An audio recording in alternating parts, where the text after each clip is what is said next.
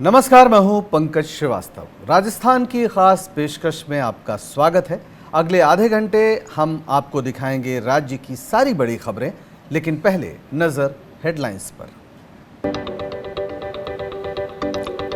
टोंक में बीजेपी सांसद और विधायक समेत 16 के खिलाफ आपदा प्रबंधन अधिनियम के तहत केस दर्ज। लॉकडाउन के दौरान उठाया गैंगरेप का मामला, सीआईडी सीबी को सौंपी गई जांच। राजस्थान में कोरोना का कहर जारी, 76 नए केस आए सामने। कुल संक्रमितों का आंकड़ा 3655 के पार, 103 लोगों की हो चुकी है मौत। ग्रीन जोन में रहे जालौर में भी कोरोना ने दी दस्तक। अहमदाबाद से आए 3 लोगों की रिपोर्ट आई कोरोना पॉजिटिव। प्रशासन ने एहतियातन लगाया कर्फ्यू। और प्रवासी मजदूरों का नहीं थम रहा पलायन, भूखे प्यासे पैदल ही अपने घर जाने को मजबूर है मजदूर। ई मित्र पोर्टल पर पास बनवाने के बावजूद नहीं मिला कोई साधन।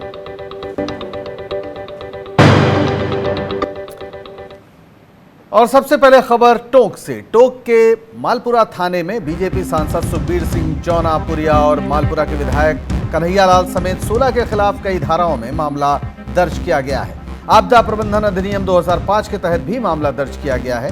केस दर्ज करने के बाद जांच सीबी सीआईडी को सौंप दी गई है। बता दें कि मालपुरा क्षेत्र के बाछेड़ा गांव में एक नाबालिग के साथ गैंगरेप को लेकर बीजेपी के सांसद और विधायक पीड़िता के गांव पहुंचे थे। इसके बाद उन्होंने नेशनल एसपी कार्यालय जाकर कुछ पुलिस अधिकारियों की कार्यप्रणाली और एक डॉक्टर की अभद्रता की शिकायत करने के लिए 5 सूत्री ज्ञापन सौंपा था। इसके बाद मालपुरा के थाना अधिकारी ने इसे आपदा प्रबंधन अधिनियम का उल्लंघन माना और नेताओं के खिलाफ केस दर्ज कर मामला सीबी सीआईडी को भेज दिया। मामला दर्ज करने को लेकर बीजेपी नेताओं में गहरा रोष है। खबर पर ज्यादा जानकारी के लिए हमारे साथ जुड़ गए हैं हमारे संवाददाता रविश टेलर।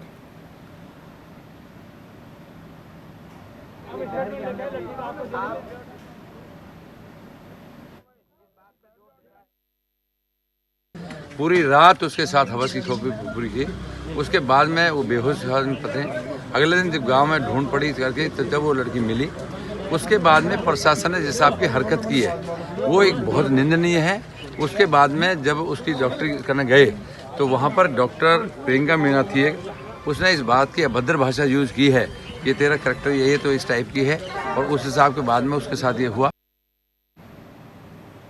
तो रविश टेलर हमारे साथ जुड़े हैं। रविश, आखिर क्यों सांसद के खिलाफ जो मुकदमा दर्ज किया गया है उसकी वजह क्या है, प्रशासन का क्या कहना है? देखिए पंकज, इस मामले में अगर बात की जाए तो सांसद ने कल जो है पहले पीड़िता के घर पहुंचकर उनसे बात की थी। परिजनों से मुलाकात के बाद जब वहां शिकायत मिली कि एक डॉक्टर और एक पुलिस अधिकारी कहीं न कहीं पीड़िता के परिवार को और पीड़िता को धमका रहे हैं, तो उन्होंने एक ज्ञापन लेकर एडिशनल एसपी कार्यालय पहुंचकर वहां पहुंचे। कुछ नेता वहां इकट्ठे हुए, मालपुरा विधायक भी वहां मौजूद थे। ऐसी सूरत में पुलिस को जो है पीड़िता के पक्ष में फरियाद लगाना शायद नागवार गुजरा, और यही कारण रहा कि मालपुरा थाने के अंदर सांसद विधायक के साथ 16 बीजेपी नेताओं को आरोपित बनाकर 5 से अधिक धाराओं में मुकदमा दर्ज किया है। इस बारे में जब हमने सांसद से बात की, सांसद दिल्ली हैं, उनका यही कहना है कि पीड़िता के लिए अगर न्याय मांगना ही मुकदमा दर्ज कराने का आधार है तो हम इस पीड़िता के साथ खड़े हैं। रविश, ये बात समझ में नहीं आ रही कि मात्र पीड़िता की बात लेकर थाने जाएं और सांसद के खिलाफ एफआईआर दर्ज हो। आखिर पुलिस का क्या कहना है? पुलिस की तरफ से इस मामले में अभी तक कोई प्रतिक्रिया नहीं आई, लेकिन जो मामला दर्ज किया गया है, जिस एफआईआर में जो जिस तरह से बात लिखी गई है कि इन्होंने लॉकडाउन का उल्लंघन किया है, प्रदर्शन किया है, और इस तरह से लॉकडाउन का उल्लंघन करना आपदा के उस समय में टोंक के अंदर अगर बात की जाए तो टोंक के अंदर 136 कोरोना पॉजिटिव आ चुके हैं। मालपुरा में भी कोई पॉजिटिव नहीं मिला है, लेकिन एडिशनल एसपी कार्यालय के बाहर लॉकडाउन के नियमों की अवहेलना जो है पुलिस को नजर आई है, और उनका यही कहना है कि पुलिस के खिलाफ पुलिस के मुख्यालय पर जो है प्रदर्शन करना और इन नियमों के तहत जो है नियमों का उल्लंघन करना कहीं न कहीं एक बड़ी वजह मानी जा सकती है। पंकज, यानी असली वजह ये कह रहा है प्रशासन कि दरअसल ये जो लॉकडाउन के नियमों का उल्लंघन है और महामारी अधिनियम जो इस समय है उससे जुड़ी हुई चीजें हैं। इस प्रदर्शन को लेकर ये सारा मामला दर्ज किया गया है। बहरहाल अभी जो पूरी स्थिति है उसमें जो बीजेपी ने एक तरह से काफ़ी आलोचना की है, इस पर क्या सरकार की ओर से भी या कांग्रेस नेताओं की ओर से भी कोई प्रतिक्रिया आपको मिली है? जब सांसद पीड़िता के गांव पहुंचे थे और उन्होंने एडिशनल एसपी कार्यालय के बाहर जो है अपनी बात रखी थी, पुलिस को एक ज्ञापन सौंपा था, उसी दौरान कांग्रेस का एक प्रतिनिधि मंडल पीड़िता के गांव था, वहां भी ये बात सामने आई थी। पीड़िता के परिवार ने सबसे महत्वपूर्ण दो बातें रखी थी कि जिस डॉक्टर ने मेडिकल की बात की थी, उस डॉक्टर ने उसके लिए अभद्र भाषा का इस्तेमाल किया है, उसके खिलाफ कार्रवाई होनी चाहिए। और दूसरी बात, जो डीवाईएसपी जो है, जो जांच कर रहे हैं, उन्होंने पीड़िता के परिवार को धमकाया है। ऐसा पीड़िता की ओर से और पीड़िता के परिवार की ओर से कांग्रेस नेताओं के समक्ष बात रखते हुए कहा गया था, क्योंकि एक सचिन पायलट के निर्देश पर एक प्रतिनिधि मंडल जो है वहां पहुंचा था, तो कांग्रेस नेताओं ने भरोसा दिलाया था कि दोनों दोषी अधिकारी हैं, उनके खिलाफ जरूर कार्रवाई अमल में लाई जाएगी। यानी प्रशासन के खिलाफ कांग्रेस और बीजेपी दोनों ही पार्टी के नेताओं के अंदर एक आक्रोश नजर आ रहा है। आपका बहुत बहुत शुक्रिया रवीश इस सारी बातचीत के लिए। और अब बात कोरोना के कहर की। राजस्थान में कोरोना वायरस के 76 नए और मामले सामने आए हैं। दोपहर 2 बजे तक इन आंकड़ों में सबसे ज्यादा रोगी 23 उदयपुर से हैं। आंकड़ों में प्रदेश में कुल संक्रमित मरीजों की संख्या 3655 बताई गई है। प्रदेश में कोरोना से अब तक जान गंवाने वालों का आंकड़ा 103 पहुंच गया है। तो आप देख सकते हैं, उदयपुर में 23, जयपुर में 20, अजमेर में 13, जोधपुर में 6, जालौर में 3 और पाली में 4 मरीज हैं जो कोरोना पॉजिटिव हैं। राजस्थान में कोरोना के 76 केस आज आए हैं। तो एक तरह से देखा जाए तो कोरोना का विस्तार नज़र आ रहा है, शायद इसलिए भी कि बड़े पैमाने पर अब टेस्टिंग शुरू हुई है और जहां जहां भी टेस्टिंग को विस्तार दिया गया है वहां वहां मरीजों का आंकड़ा बढ़ रहा है। ये एक हकीकत है जो सामने आ रही है, हालांकि ये हकीकत डराने वाली है।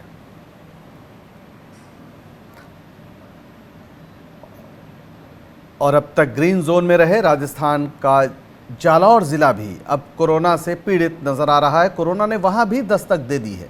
जसवंतपुरा उपखंड क्षेत्र से 3 कोरोना के नए मामले सामने आए हैं। गुजरात से आए कारलू गांव के एक शख्स की रिपोर्ट पॉजिटिव आई है। कलापुरा गांव के एक दंपति की रिपोर्ट भी पॉजिटिव आई है। जानकारी के मुताबिक तीनों प्रवासी गुजरात से आए थे। संदिग्ध होने पर सैंपल भेजे गए और रिपोर्ट पॉजिटिव आई। दंपति 2 मई को अहमदाबाद से कलापुरा आया था। उसके बाद संदिग्ध होने पर 5 मई को परिवार के 5 सदस्य को क्वारंटीन में रखा गया। वहीं 3 मई को अहमदाबाद गुजरात से पहुंचे कारलू निवासी एक व्यक्ति को भी संदिग्ध होने पर क्वारंटीन किया गया था, जिसकी भी रिपोर्ट पॉजिटिव आई। जिले में अब तक संक्रमित हुए लोगों की संख्या 8 हो गई है। हालांकि जालौर जिला 5 मई तक ग्रीन जोन में था, लेकिन अब यहां भी कोरोना ने दस्तक दे दी है। जिले में कोरोना के केस सामने आने के बाद प्रशासन सतर्क हो गया है और कंटेनमेंट जोन में कर्फ्यू लगा दिया गया है।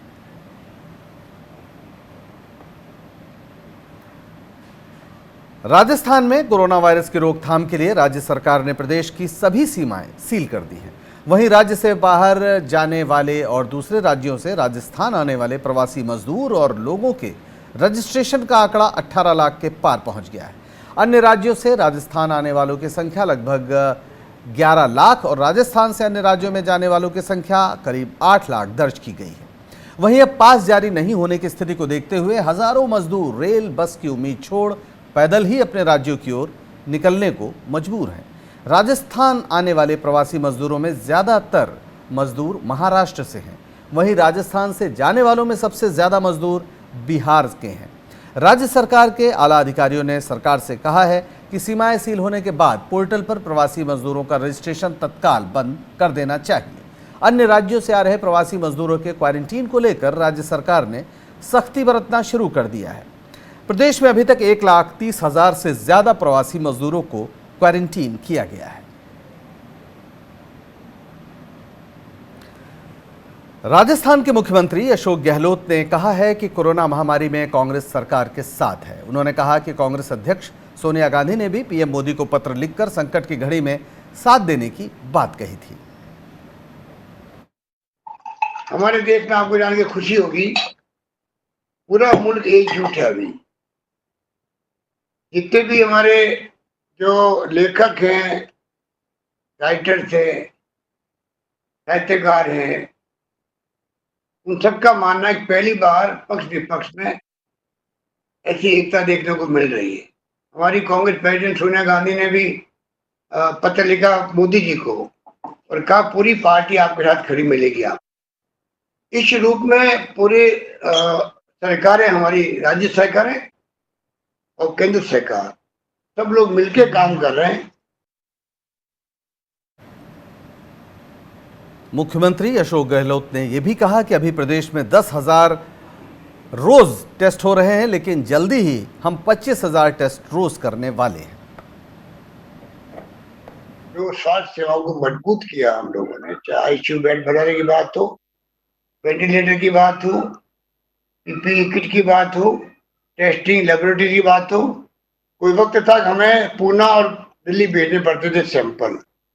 आज मुझे कहते हुए घर में करीब 10,000 टेस्ट पर डे हो रहे हैं राजस्थान में, और जल्दी हम लोग 25,000 का आंकड़ा पार कर लेंगे। और अब बात प्रवासी मजदूरों की। प्रवासी मजदूरों का पलायन फिलहाल थमा नहीं है। मजदूर लगातार पैदल ही अपने घरों को जाने के लिए मजबूर हैं, क्योंकि पिछले 2 महीने से किसी भी तरह का कामकाज नहीं होने पर उनका रोजगार छिन चुका है। जो पैसे थे वो खत्म हो गए। बिना काम के कोई भी फैक्ट्री मालिक इन्हें पैसा नहीं दे रहा। ऐसे में मजबूर होकर ये लोग अपने घरों की ओर लौट रहे हैं। वाहनों की व्यवस्था नहीं होने की वजह से मजदूर अपने घर का पूरा सामान सिर पर उठाकर पैदल ही चलने को मजबूर हैं। कई मजदूरों ने ई मित्र पर जाकर पास बनवाया, लेकिन साधन की व्यवस्था नहीं होने से पास काम नहीं आया। छोटे छोटे बच्चे बच्चियां भी पैदल चलने को मजबूर हैं। खाने के लिए भी ये लोग समाजसेवी संस्थाओं के भरोसे हैं। मजदूरों के पलायन की तस्वीरें रोज रात को सड़कों पर देखी जा सकती हैं।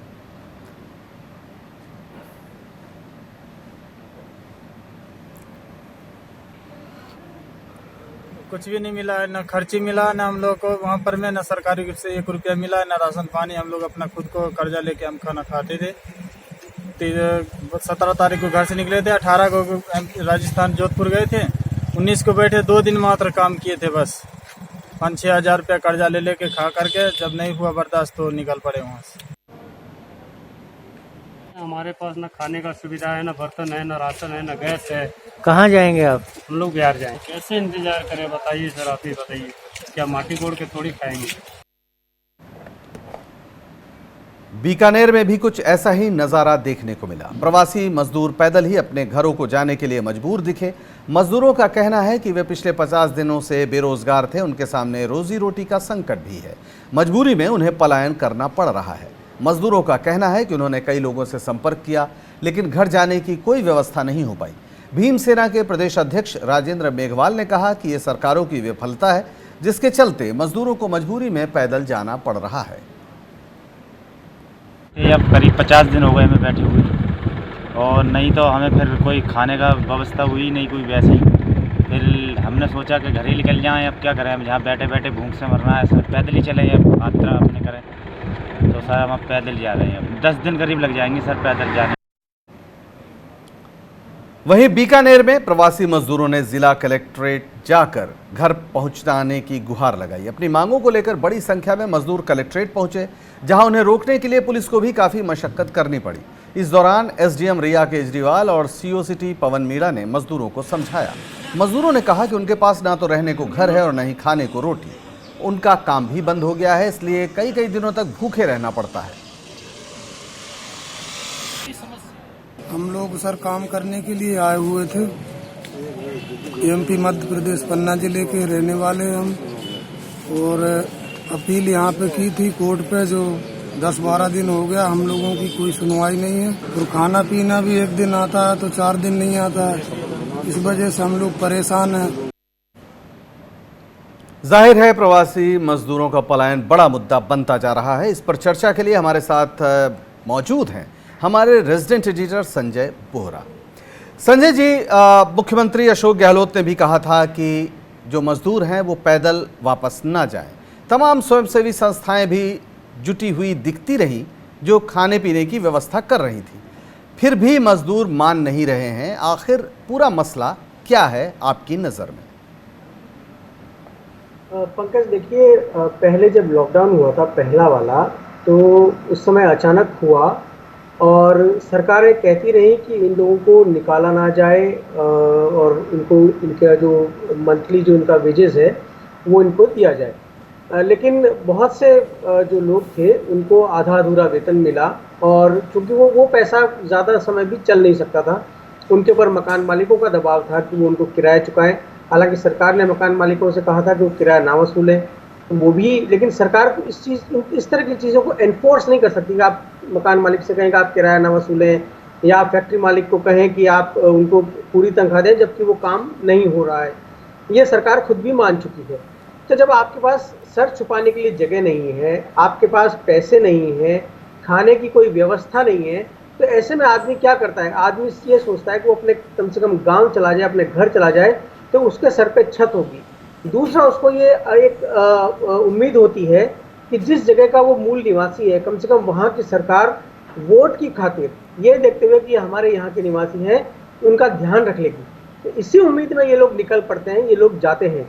और यहाँ पे रह कर तो वैसे भी उनका कोई देखभाल होने वाली नहीं है, कोई उनकी सुध लेने वाला नहीं है, तो इसलिए ये लोग यहाँ पे निकल रहे हैं। बीच में ये थमा था जब ये हुआ कि ट्रेनें चलेंगी और इनको बसें उपलब्ध करवाई जाएंगी, इनके रजिस्ट्रेशन हुए, कुछ ट्रेनें चली भी, लेकिन अगर आप देखें तो अब तक सिर्फ 2 ट्रेन चली हैं जो जयपुर से करीबन 2-2.5 हज़ार लोगों को लेकर के गई है, जबकि जो जाने वाले हैं वो लाखों की तादाद में हैं और आने वाले भी लाखों की तादाद में।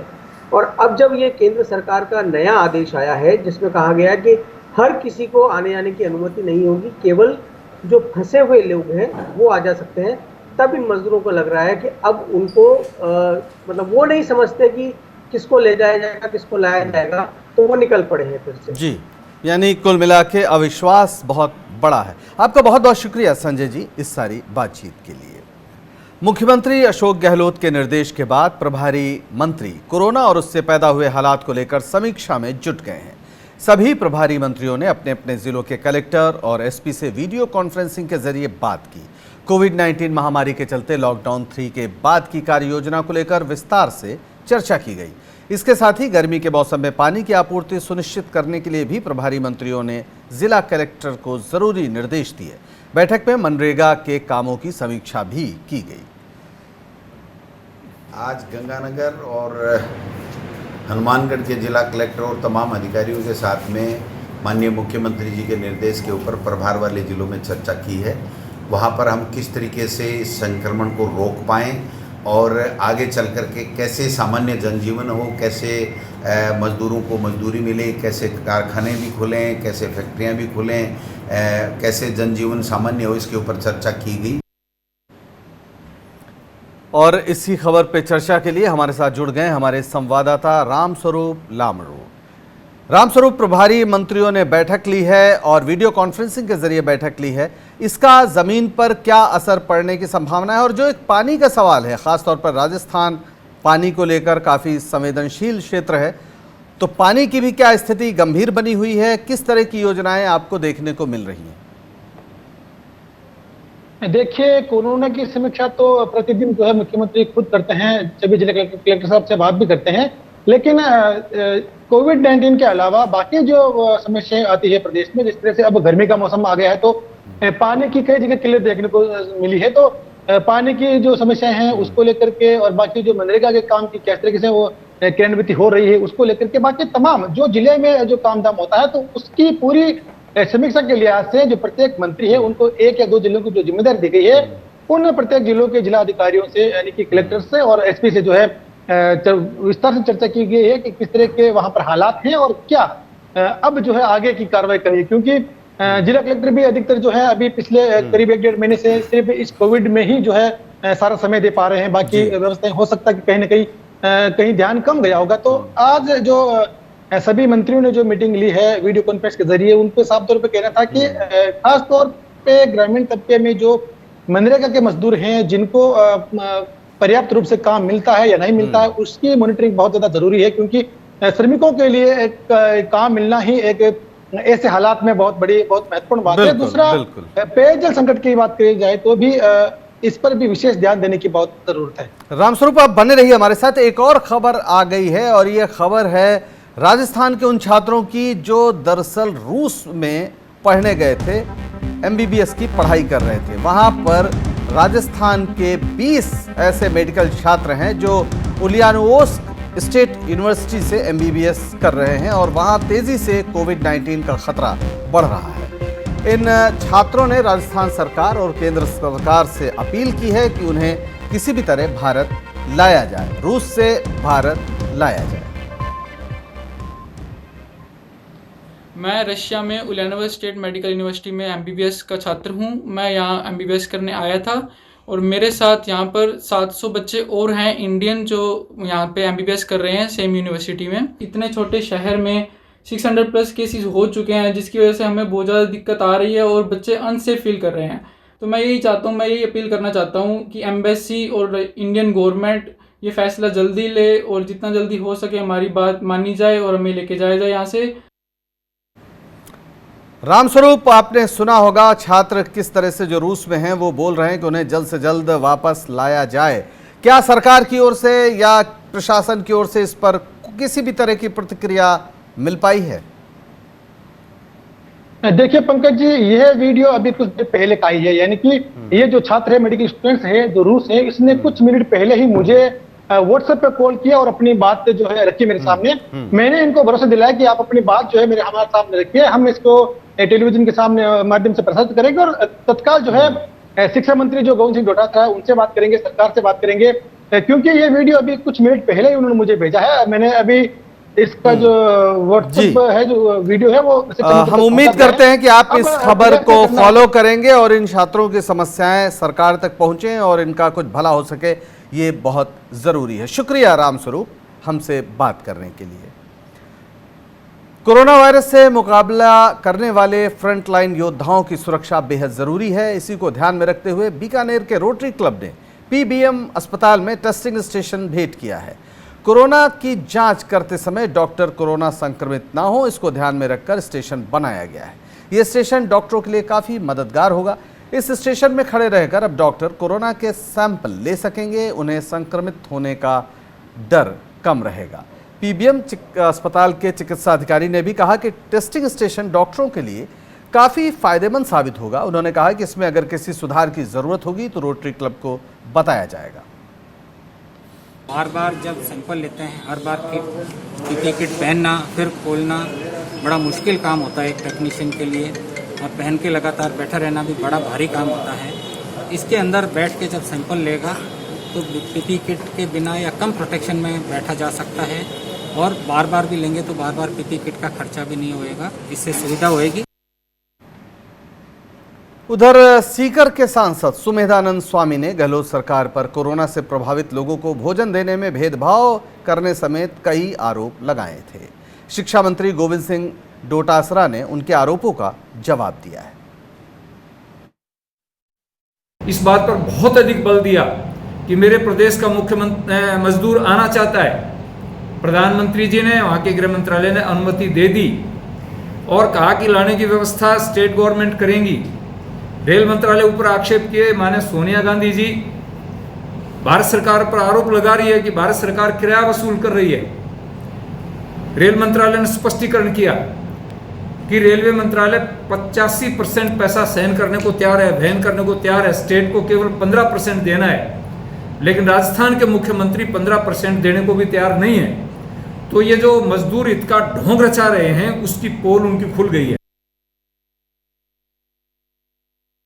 मैं समझता हूँ माननीय हमारे सीकर लोकसभा के सांसद सुमेधानंद जी ने जो कल पत्रकार वार्ता में एक बात कही है कि राज्य सरकार ध्यान नहीं दे रही है, लोगों को आने नहीं दे रही है, उनको पासेज जारी नहीं कर रही है, ये बात कहते हुए सांसद महोदय ये भूल गए कि राज्य सरकार केंद्र के लॉकडाउन नियमों की पालना कर रही है और केंद्र ने जो लॉकडाउन की जो परिपत्र जारी किया है 3 मई को, उससे पहले 1 मई को जारी किया था, तो पासेज तब तक सबके जारी हो रहे थे, सब लोग आ रहे थे, कहीं किसी को कोई समस्या नहीं।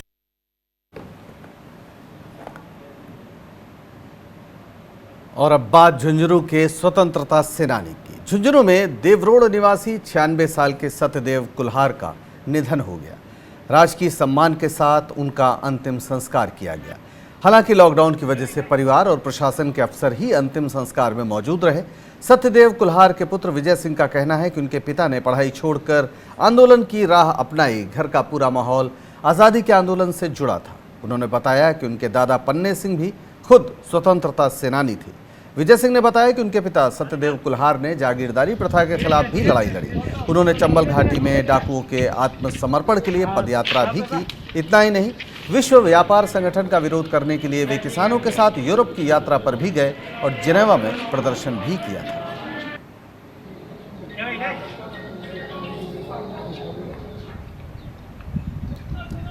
तो स्वतंत्रता सेनानी का निधन हुआ है, जिन्होंने आज़ादी की लड़ाई में लंबा योगदान दिया और उसके बाद भी आज़ाद भारत में भी सामाजिक परिवर्तन के लिए संघर्ष करते रहे। सत्यदेव कुल्हार उनका नाम था। आइए अब देखते हैं खबरें धौरारी, फटाफट खबरें। राजस्थान के झालावाड़ जिले के दांगीपुरा थाना क्षेत्र के पिंडोला गांव में कोरोना ड्यूटी पर तैनात पंचायत समिति के क्लर्क की सड़क दुर्घटना में मौत हो गई।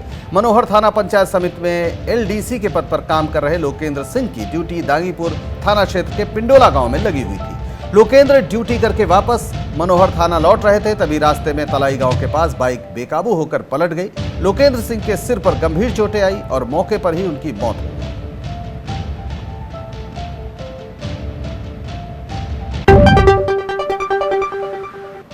राजस्थान के झालावाड़ जिले की डिस्ट्रिक्ट स्पेशल टीम डीएसटी ने नाकाबंदी के दौरान खाने पीने के सामान के साथ अवैध रूप से लाखों रुपए का गुटखा ले जा रहे एक ट्रक को पकड़ा है। डीएसटी पुलिस ने ट्रक से 38 बोरे तंबाकू, गुटखा और पान मसाला बरामद किया है। जब्त किए गए सामान की मौजूदा कीमत 80 लाख रुपए से भी ज्यादा की गई है। इस मामले में पुलिस ने ट्रक ड्राइवर को गिरफ्तार किया है। कोरोना महामारी के दौरान सरकार ने गुटखे पर पूरी तरह प्रतिबंध लगा रखा है। कोरोना वायरस की जंग में हर कोई अपने स्तर पर लोगों की मदद करने में जुटा है। ऐसी ही एक खबर राजस्थान के झुंझुनू जिले से आई है। जिले के पूर्व विधायक श्रवण कुमार ने 100 पीपीई किट जिला प्रशासन को कोरोना वायरस से लड़ने के लिए भेंट की है। इसी के साथ इस खास बुलेटिन में इतना ही। बने रहिए स्वराज एक्सप्रेस के साथ।